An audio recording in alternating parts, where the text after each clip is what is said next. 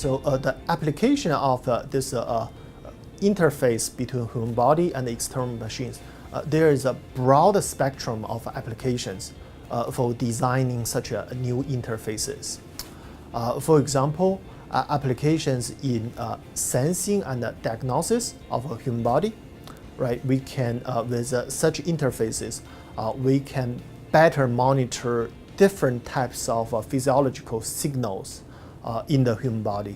For example, temperature, pH, ion concentrations, glucose levels, ECG, EKG, different types of physiologically conditions in the human body. For example, signs of cancer, different signs of diseases, signs of inflammation.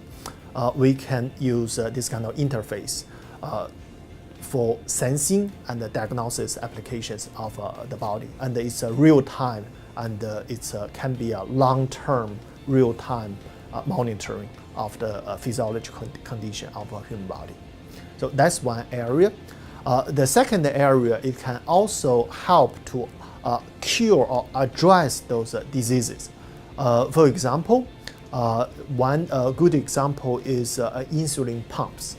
Long-term insulin pumps, embedded in the body that can release insulin on demand. You have some sensors monitor the glucose level in the body. Meanwhile, simultaneously, you release insulin on demand. And also, in the long term, we hope this interface can even help to, for example, cure cancer, to address different types of diseases in the body. So that's the second area. In the third area, we envision this technology, this new interface, can even enhance the capability of human beings. For example, in the far future, probably computer chips embedded in the body may even enhance the memory, enhance the vision, enhance the auditory capability of a human body, and the stimulations of different part of the body. It can be electrical, it can be mechanical stimulation, can enhance the capability, can relieve fatigue of the body. So I would say there's a very broad spectrum of applications of this interface between human body and the external machines. In my lab, our research is focused on fundamental research, fundamental understanding, and the fundamental design of the new material. But at the same time, we also develop some new devices for applications. For example, one device we develop is a smart band-aid, which is a hydrogel-based wound dresser, which contains hydrogels, contains sensors, contains drug delivery channels and depots. You can apply this smart band-aid on the location of a wound, for example, like this, and the sensor can, in real time, monitor the temperature or inflammation of the wound and send the signal to the drug delivery devices. Then, if there is a sign of inflammation, it can on-demand deliver a drug to the wound site. So that is one example of the this is one example of the device for this new interface that we are developing.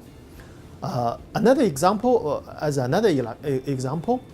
we are developing very active hydrogels that are compliant, soft, biocompatible, but at the same time, they can be active like a human hand.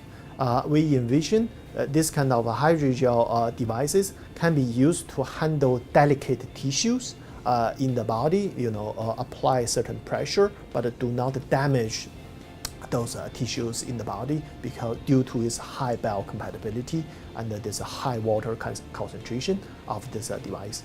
So these are some example devices we are developing in our group. Another potential application is the interfacing of computers with the brain.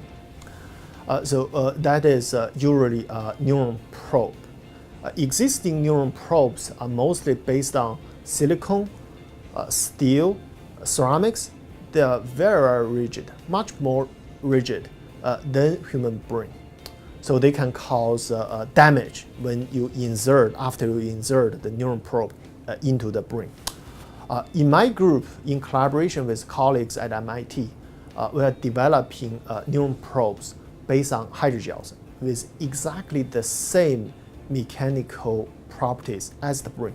So it's a soft, white. What the brain will see is something with physiological and mechanical property very similar to the brain. But at the same time, this neuron probe can still interface with the brain in terms of stimulation, in terms of receiving signals from the brain, in terms of probing the brain. So this is one ongoing research area in my group in collaboration with colleagues at MIT.